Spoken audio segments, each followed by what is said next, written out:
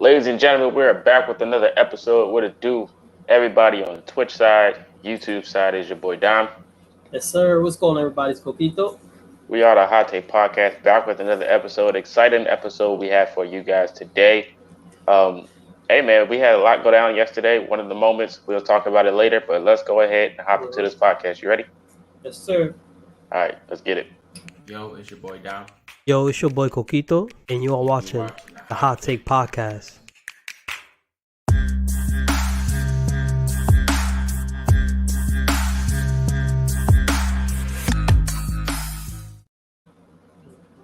All right, man. Before we go ahead and talk about the topic of discussion, we have a few quick topics to talk about before we get there. Some is basketball related, some is football related, but the first topic of discussion is a funny one, man. Matt Barnes and Derek Fisher. If you guys don't know, they definitely had beef back in the day because Derek Fisher was smashing Matt Barnes' baby moms. He drove halfway across the city just to beat up Derek Fisher, to run him out the house. But now he said that him and Derek Fisher have seen eye to eye and they are cool now.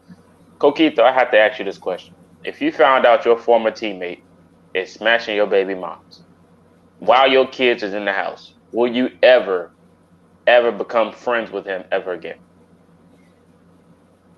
So this is kind of tricky, man, because it's like a saying. It's kind of like a saying, man, right? Men kind of just pretty much go after anything, right? It's just how we are. We just go after anything. But females only go after things they're attracted to or interested in. So, I mean, at the end of the day, man, men will be men. And we all know when your hormones get the best of you, it doesn't matter who the woman is or who the woman is married to or who she's dating or who she knows, who you have in common. If the girl's gonna be with you, she's gonna be with you. So, I mean, as a man, I think once you understand that, man, it is what it is, man. You know what I'm saying? At the end of the day, she's the one that slept with him as well. So it is what it is, man. At the end of the day, so. Is your mic connected? Yeah. Oh, can you hear me? Yeah, I can hear you. It sounds like you're in an open space. Oh, I don't know about that. But. Yeah, because usually I hear like your microphone moving and everything, but I can hear you. But it sounds like it's coming from like another device. Let me check that out real quick. Yeah. Oh, how about now? Yeah, much better now. Now, okay, yeah. For some reason, it was like something else. I think it was connected to the headphones. Yeah. Instead, but yeah. So you heard me, or you want me to repeat what I said? No, I heard you. I heard you loud and clear. Another thing, that we want to talk about basketball related is Rachel Nichols. She's been trending on Twitter for the last few days, talking about rumored to be having a sneaky link with Jimmy Butler in the bubble. Now, that's a little crazy story. You know, she had some other controversial tweets or some things that she had come up with her name, and she got taken away from the sideline for the NBA Finals. They got Malika Andrews doing it now. Legend, by the way. But hey man, Jimmy Butler, Rachel Nichols in this bubble, man. What you think? I mean, listen. Sometimes stuff like that is bound to happen, especially when you guys are closed in for a certain amount of time. You know what I'm saying? So, and it's constantly seeing the same person like over and over. It's kind of like the same thing when you work. Somebody always tends to have like a at work wife. Why? Hey. Well, it's just saying. But we ain't gonna hop into that. That's a little toxic. But it happens though. You know what I'm saying? It's a lot of people. They go to work and they end up with a at work wife. Why? Because you there for 8 hours and you seeing the same person constantly over and over. You interact. So, I mean, sometimes things bound to happen. So I'm not really surprised by that, man. So like personal experience, huh? Listen, if somebody got after Malika Andrews, I'll be kind of jealous. But come on, Rachel Nichols, I ain't mad at it. Go ahead, whoever wants that, by all means. You know, that Doris Burke or something. You know what I'm saying? Like Taylor Rooks, something like that. I would have been like, hey, Jimmy Butler, the GOAT. But yeah, man. While we're on this Glizzy topic, Joey Chestnut, the Glizzy Gobbler, man, the king of the Glizzy contest, ate 76 menace to society. This man should be arrested. Who does that? That's not normal. And then he just gargling it down with water. oh, this Yeah. he's possessed. Yeah, and as sickening as it is, man, and disgusting, I always end up watching it every single year. Hey, yo, It's just, no, it's, thank you. man, it's just because you just want to see how many like he can eat. Like it's just crazy the fact that he can eat 76 hot dogs. But I mean, not only that, like if you look at everybody else under him, it's still a lot as well. Like the guy in second ate 50. This is nasty. It's crazy, bro. Like They got to start an OnlyFans account or something. I don't know how that's even a sport to begin with, but I mean, the fact that the human body can like you can train it to do stuff like that is fucking pretty insane. Yeah, now they talking about he's on a salad diet or something like that. Now it's like, okay, it's a weird diet to be on, to be honest. But hey, it is what it is. But yeah, he needs to be. He got to be in the military or something to do something like that because that is not normal. Yeah, no, especially and then all that water is just the bread is soaked. Some people be dipping it in that water and yeah, the bread is just soaked in water. That's the only way. Like at least eat the shit with some ketchup or something. Dude's nasty, bro. They have women be doing that contest too. Now, that's something else. That's another topic. Yeah, it's weird though because they can only do like 20. Like you should think they should be hitting the 80 mark. Man, they be hitting the 80 or something. They gotta get some real talent if you know what I'm talking about. They gotta get some real talent to go get them Grizzly contests. Then we'll be talking like, hold on, ESPN, y'all might be on something. Yeah, a lady gotta beat his record, man. One of you ladies out there, go ahead and beat that record. I know y'all can do it. Yeah, the ones that ain't got no little thinking back there. Y'all gotta go ahead and get that contest going. Speaking of craziness, have you seen that video of Lil Uzi breakdancing? Yeah, it was him and Bobby Shmurda. Yeah, and in the background, you can see Harden and Meek Mill just having a blast at this event, out there tickling each other. What is going on here? You know what's crazy? I watched the video, right? But I was so focused on dumb dancing that I didn't realize. And then, like, I read the comment, and somebody was like, "So nobody's gonna talk about Meek Mill and James Harden tickling each other." So I'm like, "Wait, hold on, huh?" So I went back and I rewatched it, and you could just see them in the back there, and I'm just like, "What the fuck is going on?" Like, what's going on here, man? Like, y'all too old to be doing this. I mean, listen, y'all couldn't been drinking that much, like. Ain't no way, bruh. Everybody they having a blast too. Like, hey, none of his homies and nobody said nothing. They just like, oh, they tripping. I don't listen. Bro. I don't even think nobody else knew. I think everybody was just focused on Uzi and Bobby Shmurda. Lil Uzi hitting the Booker T. He was having the blast at them, boy. Oh shit, it's crazy. Another crazy topic.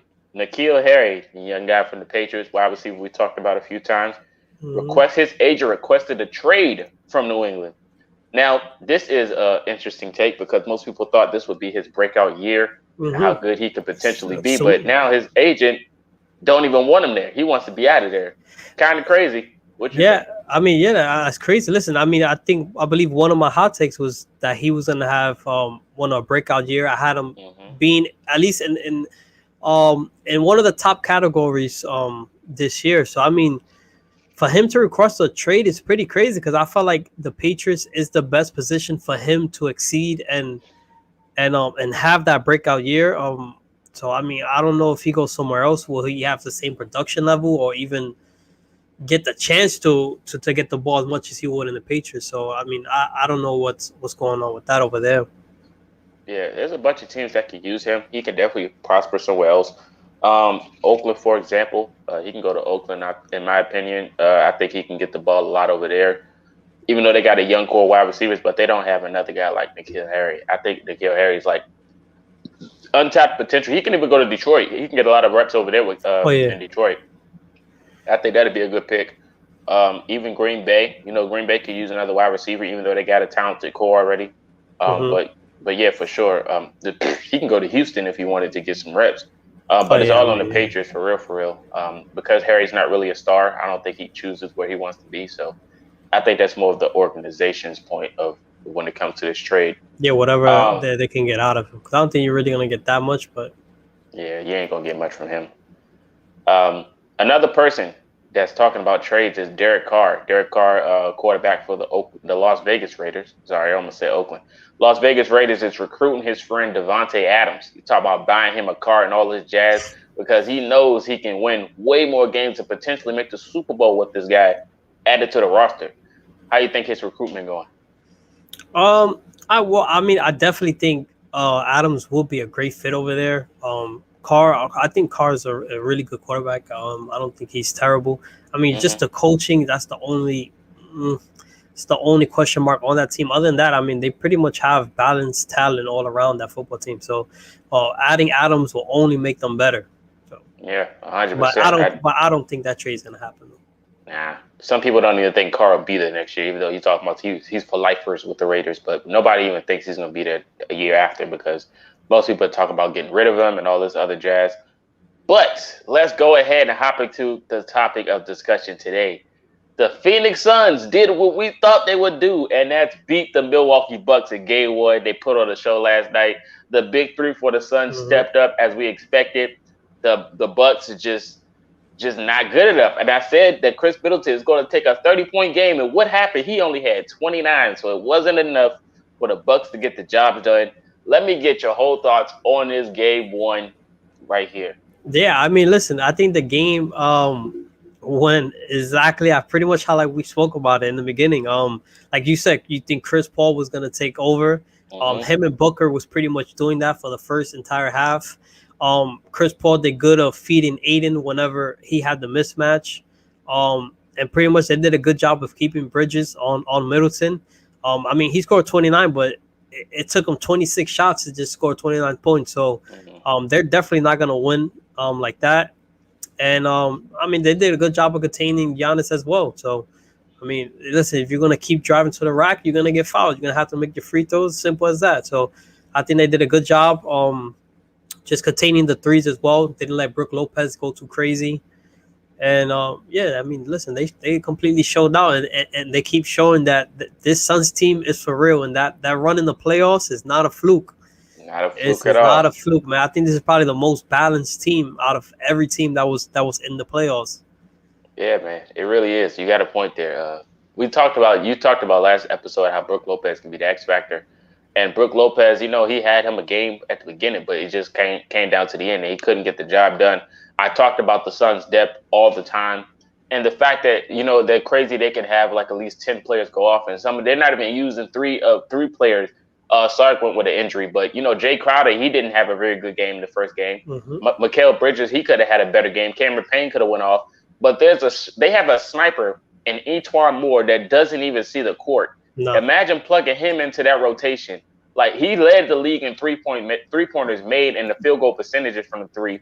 I think 3 years ago when he was on the Pelicans. And he doesn't even see the court. But and not only him though too. I mean, I think a lot of people forget about and how skillful this guy is, and he showed it on my team. Langston Galloway, that guy can play. So and he doesn't even touch the floor as well. So those are just two guys right there that if somehow injuries end up to happen and these guys will come in, like, don't be surprised when you see these guys score the basketball. So they thought Duncan Robinson in the bubble was a bucket. E'Twaun Moore is a bucket. Like, he's definitely one of the best shooters in the NBA, and he doesn't even see the court. But the fact if he gets this ring, I think his rep or his contract is he's definitely going to get paid elsewhere if he goes somewhere else because he's still a sniper no matter what team he's on. But, shout out to E'Twaun Moore, man.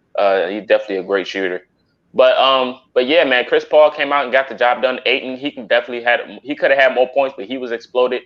Just the big three in general for the Phoenix Suns is it's going to be a good series, man. Most people are predicting 6, but I think they can win in 4 or 5 if we're being honest, because their big three, if they continue to go off and then somebody else can pick up the slack, like Jay Crowder, if he can make at least 10 points because he wasn't even cooking like that, if he can do that, the series is over, man. Oh yeah, 100%. Listen, like I said, I got the Suns in 5. So, I mean, and that's the thing. Listen, like you said, Crawford didn't even play that well. So, I mean, Crowder didn't even play that well. So imagine if he just starts hitting his little corner shots. Bridges is gonna consistently give you 15.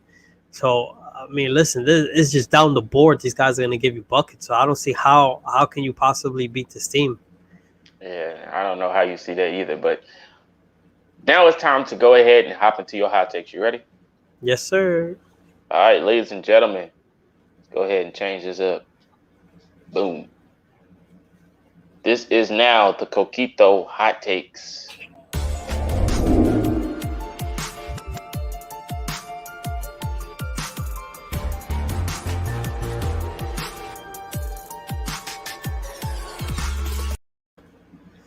All right. Yes, sir. Yes, sir. All right. Let's go to the first one. The Bucks would have won Game 1 of the finals without Giannis. Yeah, man, it did look like he was definitely linking that injury. Without Giannis, I don't know, man. I feel like the Suns still would have won that game, even with or without Giannis, because of that depth, man. Of course, Chris Middleton would have got the ball more, but he still solidified at least a decent amount of points in the first half. But it was just that second half. He got. I think that was the biggest reason why they lost. But yeah, I think they would have won regardless. The Suns. All right. This one right here, man. I think people are, well, I mean, obviously I know we are, but I think people are really kind of sleeping on this guy and how important he really is to this team. I think like in the playoffs, I think the stats is maybe like 17 for like 30 from corner threes. But Cam Johnson is one of the unsung heroes in the Suns playoff run. Yeah, he really is. He had a few big games, especially in the last series. I think he is an unsung hero for sure, even though he went to UNC, and I don't care that much. But nah, I can definitely agree with you on that. Yeah, I think this dude. I mean, obviously the stats is probably not going to show, but I mean, I think this dude has a huge role, especially coming off the bench for this team, or even if they put him with the starters, that he's just producing whenever he's on the court. So, I mean, shout out to that man. Yeah. The next one, sometimes I gotta mix it up, and what I'm saying, I gotta throw my teams in here. So, and I was thinking about it. I'm like, here we go. I was thinking about it. I said, listen, I think it could have happened. I think we would have matched up well. I mean, against the Bucks, it just happened that who we played is just they was pretty much what I'm saying, they had the remedy to beat us. But I think if the Knicks would have beat the Hawks, they would have made it to the finals.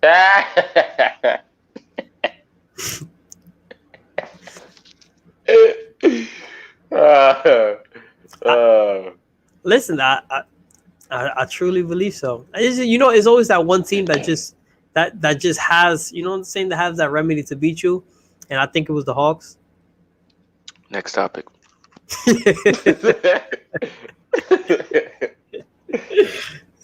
I think Philly would have choked against us like they did against the Hawks, and then the Bucks. We match up really well. We played the Bucks really well. I can't believe you're really saying this. I really believe it. That's just nonsense. But we're gonna go to the next topic. We're gonna go to my other team right here. And this one I truly believe, and it's probably because I was watching documentary, and when you watch a documentary on your team, you get your hopes, go through the roof, and you get hype. But I'm not gonna go too far. But I'm gonna go with this. I think the Jets will be the most improved team next season.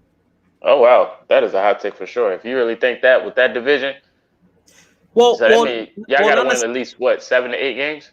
We got to at least win 8 games. I think if we win 8 games at least, I think that's a great improved season for us. Oh yeah, for sure. Especially with your new head coach.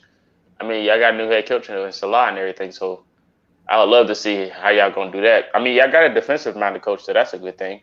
Because y'all need it, especially with all those backups y'all got on that defense. Y'all got a whole bunch of backups, a bunch of people that couldn't prove it on the original roster, so y'all wind up going to get them. Y'all think y'all got a lot of untapped potential on y'all roster, so I can give you that nod. So yeah, you could definitely have a most improved if you do have at least 7 to 8 wins next year. So I can agree with you on that. Yeah, I think so. That's baby steps. I'm not mad at that. Yeah. No, I'm not going on. I don't think we're gonna just beat the Patriots twice to make me happy. Yeah, listen. You don't even listen. I'm already I'm gonna make a draft tweet already. I'm gonna have it saved because as soon as the Jets beat the Patriots, yeah, it's going out there. KFC a ghost. It's going out there. Listen, that's all. Listen, that's the only game I want this year. I don't care about anything else. If we win or lose, it is what it is. But I just want the Jets to beat the Patriots. I ain't mad at that. That's all I want. And you got to join me too. If we win, you got to join that. Oh yeah, I don't like the Patriots. All right. Yeah. So that was the last one for me right there. I ain't mad at that. But you guys, let me know your thoughts on these hot takes that Coquito just spewed, especially that Knicks one, because that one was insane. But let us know your thoughts about the Game 1 series between the Suns and the Bucks as well in the comment section if you're watching this post stream. We appreciate all your support on Instagram, Twitter, TikTok, YouTube, and Twitch. Now you say that, I mean, next game's tomorrow. So who you got? Suns Game 2. I'm mad at you. I got the same thing, man. Yes, sir. We got to get the Bucks up out of here, man. They ain't ready. Who you got? Who you think is gonna have that game? I want to say Etuan Moore, but he's not going to play. The person that's going to go off is Cameron Payne. All right, you got Cameron, and I think Crowder's at least gonna hit. I'll say he's gonna at least hit 4 threes this Game 2. I like it. There we go. All right, so there you go. We have our predictions for the next game, of who's going to go off and who's going to win. Hopefully, I will find some clips for social media to go off our predictions and, to backtrack off of this stream as well. So yes, sir. We'll figure it out. Shout out to Jay for dropping in, OSUJ. Hey, man. I appreciate your follow, too, man. We thank you for that. Hey, man, we got to be realistic here. Wait. Oh, all right. Somebody got him already. Yeah, I got him. All right, yeah. But, yeah, we try to be realistic around here. Of course, Coquito really isn't sometimes when he talks about his Knicks. But, that's biasness. We understand that. But other than that, I'm pretty good, though. Yeah, he's pretty decent other than that. But we appreciate y'all. We're going to head up out of here. Next episode is on Monday, so stay tuned for that. We'll be having live streams on this channel as well for like video gaming wise, if anybody want to watch video games. So just stay tuned for that. Turn on your noties. We appreciate y'all. This is Dime, that's Coquito, and we are out. Yes, sir.